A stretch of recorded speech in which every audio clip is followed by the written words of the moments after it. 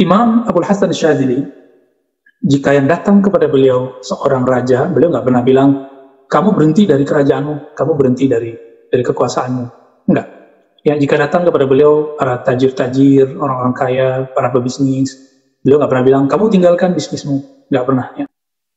Tapi beliau mengajarkan balancing, ya, keterseimbangan, bahkan mengatakan, jika kamu kaya, maka sulukmu adalah syukur.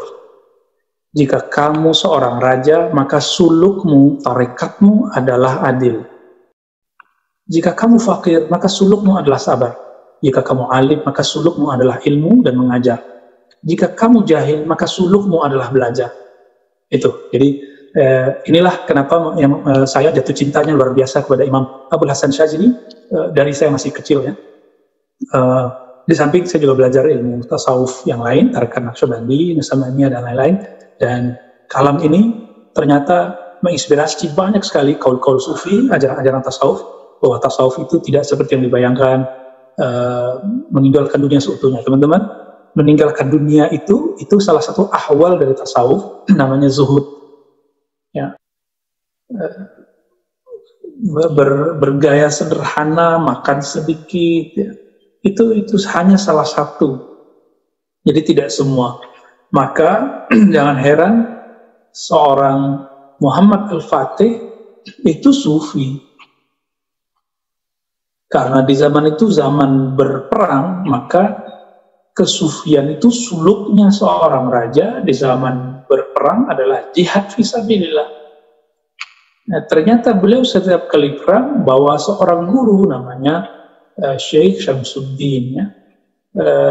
Dikatakan bahwa beliau bertarekat Naqsyabandi, Qadiri, wallahu a'lam, ya.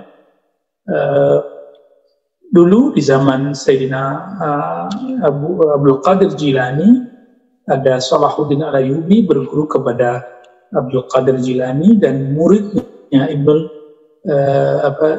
Qudayb Al-Ban. Artinya apa? Ternyata seorang raja itu tidak perlu keluar dari kerajaannya. Seorang aktivis politik itu nggak perlu keluar dari perjuangan politiknya. Jadi bersuluklah di sana sembari mengamalkan zikir dari gurunya. Nanti orang yang mengamalkan nama-nama Allah, maka Allah akan mengilhami makna-makna, ilham-ilham yang sesuai dengan kondisinya. Jika dia seorang raja tadi, maka terilhami untuk adil.